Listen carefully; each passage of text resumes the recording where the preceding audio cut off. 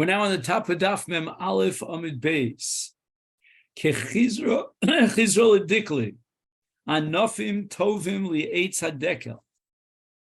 So these are the beneficial branches of a palm tree. What's beneficial about them? Hem gedelim bo misviv. They surround the palm tree and they protect the palm tree from behemos v'chayos. And fever is also a major method of protecting the body. Chad lislosin yomin. When you suffer once every 30 days from fever, it's a natural, normal protection of the body. Ukitiraki legufa. And just like the chom is beneficial, it's the way a body, combats all sorts of diseases and germs and so forth. And it's like a kind of a drug that's called tyriki, which is good for the body. Now, do we know anything about tyriki? All I can tell you is that it's a mixture of various drugs, and it's also known as a sam ha'osui mitarovis minim. Any sort of a drug that's made of a mixture of different types is called tyriki. It's called like a generic kind of, antibiotic. Rav Nachman bar Yitzchak Amar Lohi. It's not so. Not the fever itself, lo tiraika, and not the drug called tiraika. I don't want this, I don't want that. I give up on both of them. Omar Rabba bar Yonasan, Omar Rabbi Yechiel, arson yafel lecholif also. Arson is very beneficial. My arson, what is arson? Some sort of a food. Omar Rabbi Yonasan, Chushla, this sariatikas.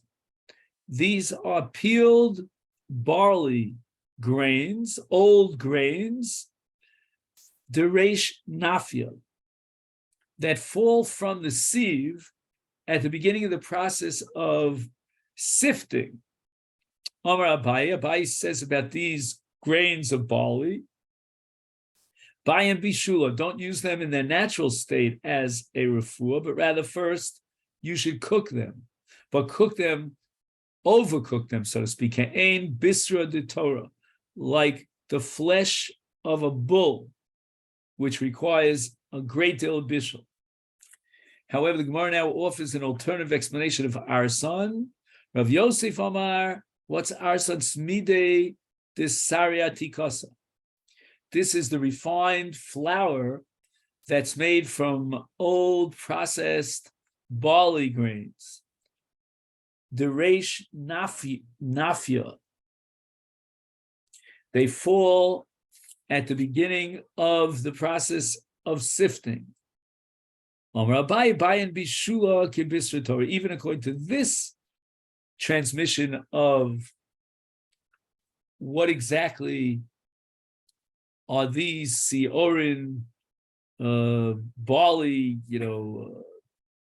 sifted barley called the arson, also need a great deal of cooking in order to achieve therapeutic effect. Rabbi Yochanan, boredom, a person who suffers from boredom. Now, boredom in English means boredom. But here we're talking about a blood disease. And mekalech dam milamata. I'm not exactly sure what this means. Maybe you have some sort of translation in English that would help us. But he says it's such an extreme kind of diarrhea that eventually you start bleeding. It's like terrible, terrible hemorrhoids. And Rabbi Yochanan says, don't visit such a person. And don't say Ploni is chole b'chole burdus. My timer, why shouldn't you say this? And Rabbi Yochanan says, Rav Elazar Midneshu Kemayon Hanovea. It's like a flowing river that comes from some sort of a source in the ground. So this dam that's coming is like a mayan. It's like a spring. And as a result, he might have to, defecate, and it's going to cause him tremendous pain. And if people come to visit him, he's overwhelmed by embarrassment when people see him in such pain. Rabbi Elazar Loma Nikrishmo Bardam Shukemayon Anovea. The word bardam is a hybrid word made up of two smaller words, bar and dam. He's like a bar that's novea dam. Normally what you find in a bar is water. Here in this bar you find blood. The Mishnah taught us Merapeyu Refuas HaNefesh Lo Refuas Mamo, going back to Madir and Mudar. Hechi Ktani, what exactly is the Mishnah talking about? How do we explain this Mishnah? If we're talking about a case where the Madir is like a psychologist, and he is giving therapy to the Mudar, Bechinam, without taking pay. And then when it says in the Mishnah, Refuas Mama B'schar,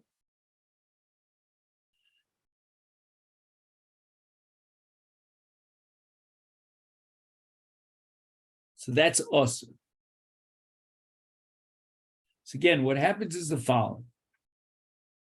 In the Gemara's Havamina now, the Gemara is assuming that Merapeyu Refuas HaNefesh, that's permitted, because that's a refuah b'chinam. You don't get paid for psychological counseling and therapy.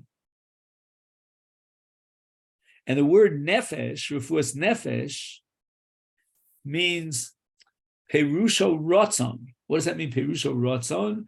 Mutalo l'raposo rak berotzon ubenedivus le. So the word rotzon here in the sense of nefesh means voluntary without taking remuneration. But when it says refuas mama, that's already beschar, and that's prohibited. Why? Because the rofe himself is nena min achole if he takes schar. And we're talking about a case of nichse achola surim banal rofe, not the case where the rofe was the madir and the chola was the mudar, but just the opposite.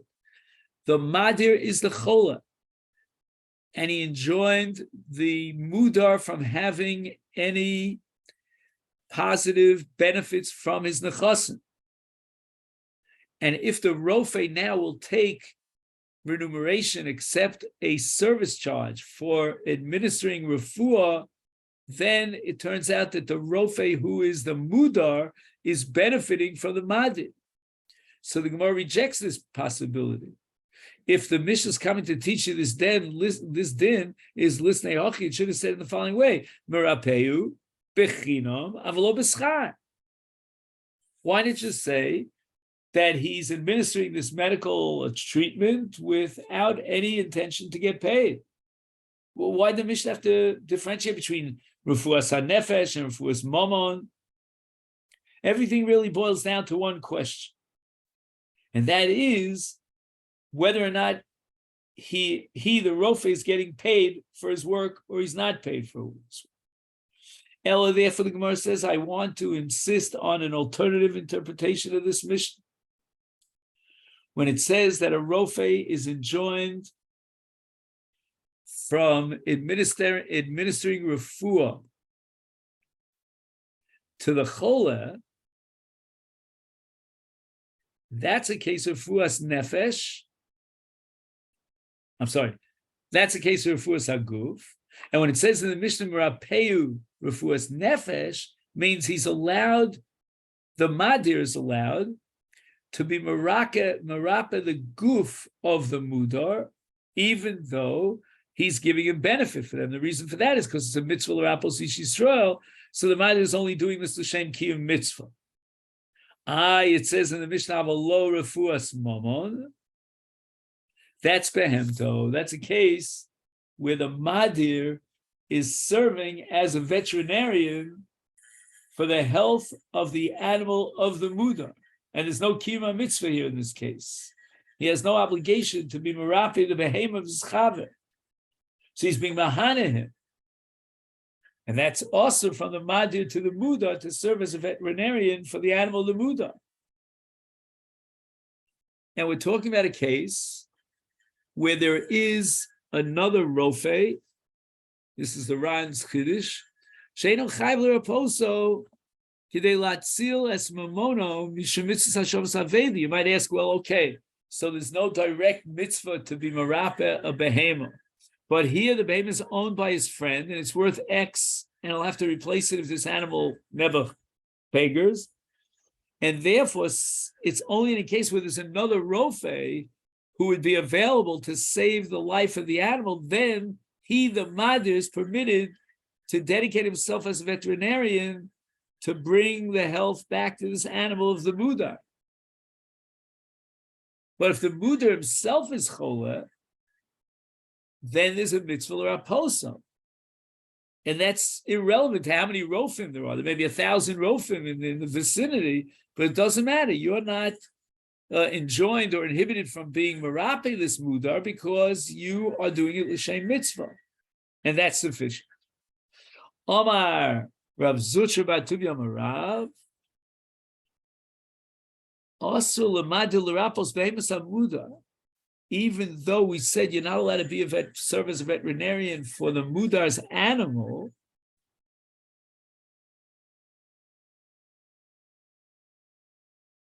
Aval Omer lo, the Madir could say to the mudar, Sam ploni yofalach. He can prescribe drugs. Sam ploni ralo, tell him what to avoid. Because even though, as a result of that knowledge, the Bailim are going to be able to save their animal, that's not considered hanoah bami menu, that's only gram hanoah, and that he's allowed to do. And this leads us to the Mishnah here, the first of there are only two Mishnahs, I remember. Right? Yeah, there are two Mishnahs on this song.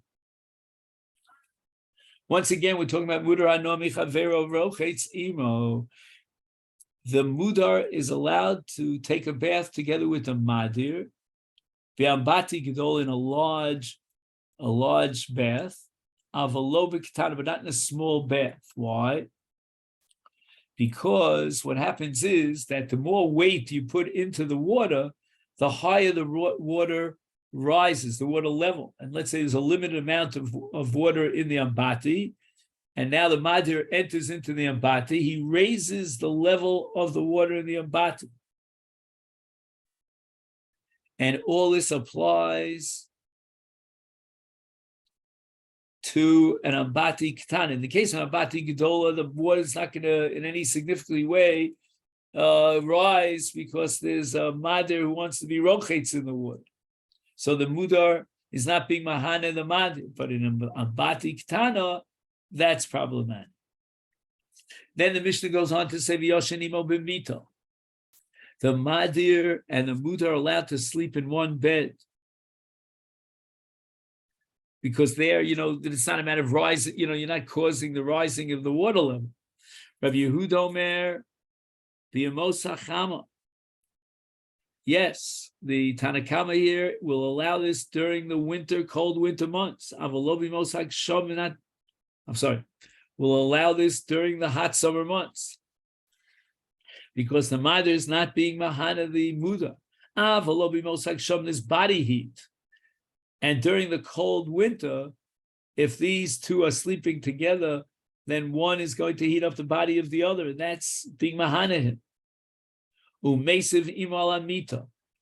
The mudar is allowed to sit with the Madir on one couch while they eat, even during the winter months, when they're not allowed to sleep together, but they're allowed to eat together. And what that means is that two people sitting and eating from the same table, it's not like one is warming up the other. So during the winter, nothing's going to be benefit. No one's benefiting. The mudar is not benefiting by the fact that the mother is eating from that same table. The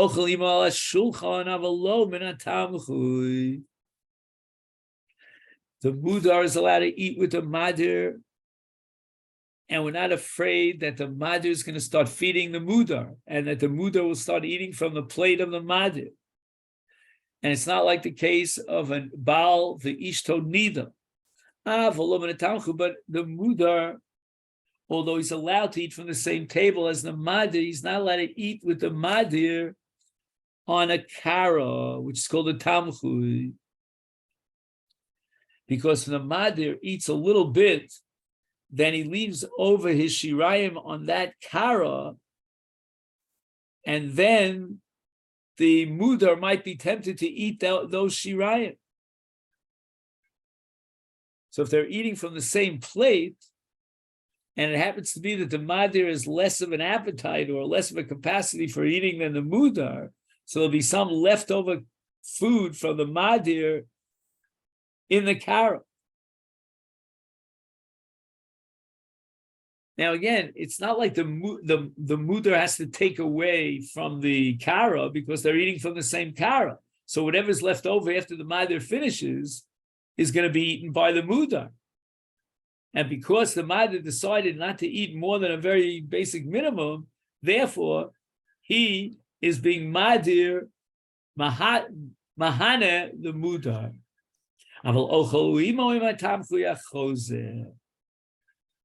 That they're allowed to eat together from a very large plate, which contains so much of a large volume of foodstuff that we can almost be guaranteed for sure that they will not eat the two of them together alone, but rather they will share all this massive amount of food, the high volume food, with the balabayas himself.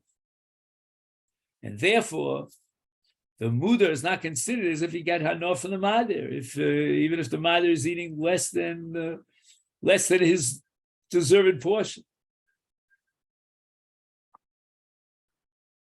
Tanya, we learned in a brayso. Lo yirchatz imo bambati, lo yishan imo b'mita ben gedola ben ketana.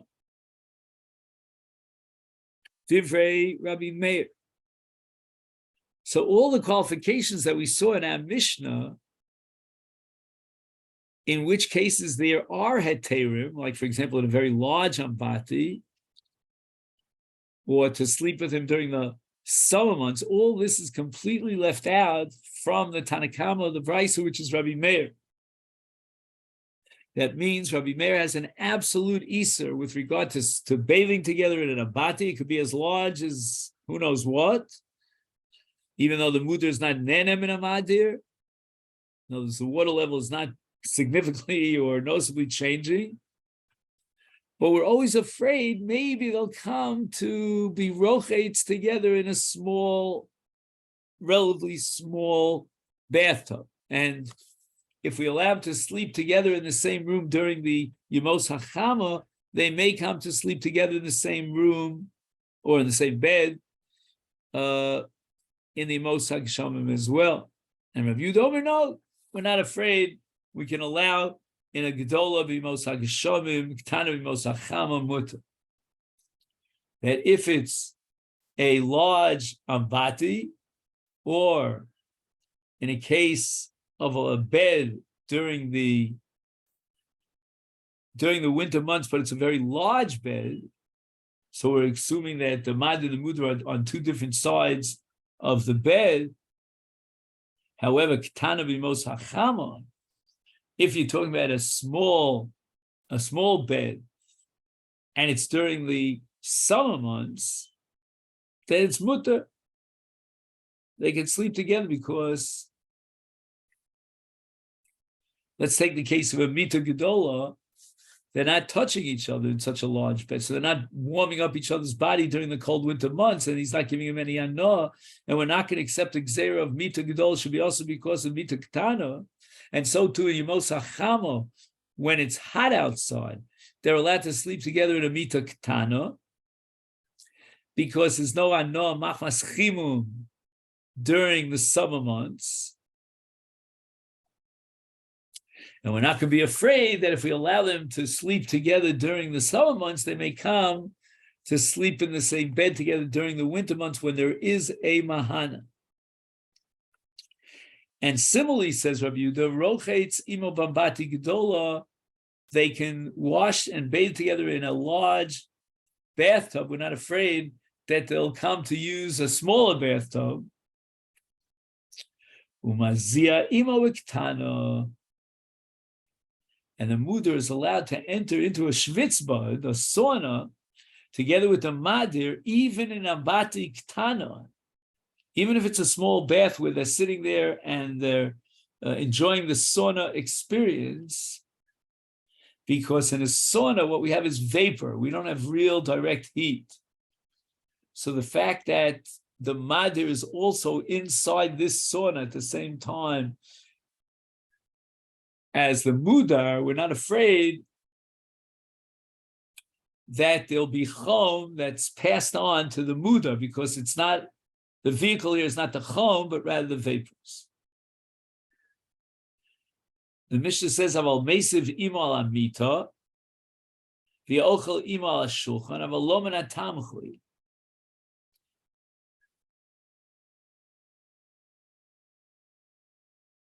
Aval ochel hu min hatamchui hachozer. So the Gemara now explains, what is tamchui hachozer?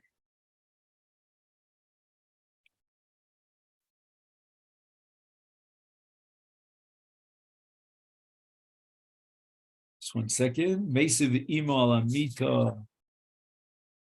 What did we say before?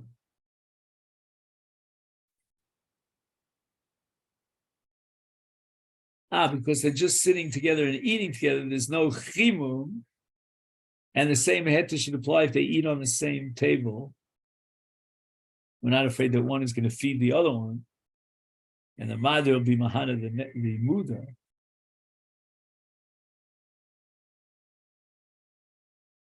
And now the Gemara explains. Omar Rabbi Yossi bar Chanina. What does it mean? Min hatamchi achozer, min hatamchi achozer l'bal habayis. So we have an arrangement here where people are eating at an inn, and the Baal Bayis brings them out a very large utensil or vessel, large bowl or plate, and there's enough mazon there that they could both eat and they'll still be left over. And the arrangement and the agreement that they signed is that in such a case, whatever's left over goes back to the Baal Bayis. So the Mudar Ano is not benefiting from the fact that the Madir, let's say, limited his Achila, because whatever is left over, the Shirayim, goes back to the Baal Bayis. Now we get to the last mission on this Amud. Lo yochal imo, the Madir and the Mudar are not to eat together in a evus. Now, evus is usually a word that's connected with animal fodder and feeding animals. And it's sort of like borrowed in this case because we're talking about human consumption, but we're talking about a large kara. It's very, very long. And shelifnei apol, that usually they put such a vessel in front of the workers to allow them to eat from it. And the polim would work very hard in their malacha, and they got very, very hungry. They would eat a massive volume of food.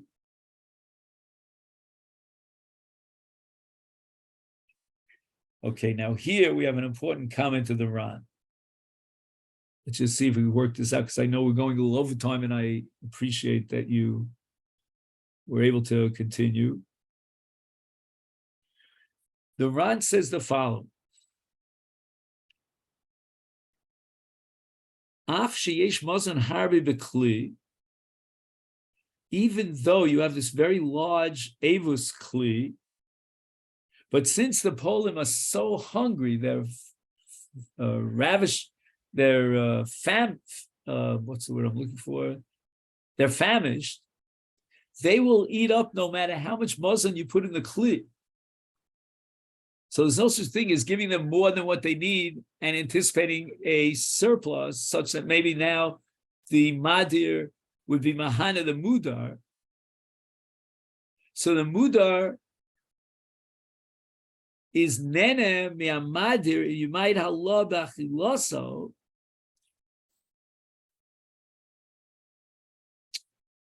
So again, even though there's mazon harbi in the kli, it's still that yeser al tzarkam. Okay, so why is it also? I mean, either have the Ran's logic should lead me to the conclusion that it should be mutter. Nimtza, he says, hamudar nene me'amadir, if you might hallah b'achilaso, they say yigadol chelko shel hamudar v'yuchal lahosif alecha. Oh, I see what he's saying. The madir and the mudar are both Paul. I'm sorry, I was missing that piece of the puzzle here. So that even though there won't be any leftovers, but yet, let's say, imagine a case where there are 2 Poland and there's 100, volume. So what happens is that if the madir eats 50 and the mudar eats 50, that's fine. But once the mudar eats less than 50, the madir eats more than 50. It's like just the other way around. Yeah, if the madir eats 40, and therefore what's left for the mudar is 60, then he's benefiting from the madir, and that's us. So you would have said it should be mutter because it's a large kli, and the balance of whatever shiraim there are will go to the balabais. No, it's not going to go to the balabais. It'll be eaten up by these polim. And now it's a question of how much each poil will get. So if you eat less, then I eat more. And I'm benefiting from you. The Mishnah continues. We're talking about people who dig ditches in the land. Lo yase imo bi oman. Divrei Rabbi Meir. The mudar is not allowed to participate with the madir in this avoda, in this malacha of lahadir, meaning chafiras hakarka. What's the problem over here? So Oman, he says, is shura acha shebekerem. It's one long line in the vineyard, one strip of the vineyard. The madir is now digging in the karka next to the mudar. He automatically, whether he likes it or not, will soften the ground within a certain kind of a radius. Even the ground, which is right near him, immediately directly below his hole, let's say, that's going to be easier to dig. But he's also at the same time being mahana the mudar, because the mudar is going to be digging right near there, and now it's going to be an easier job for him to dig the hole. So that has to be avoided, says Rabbi Meir. The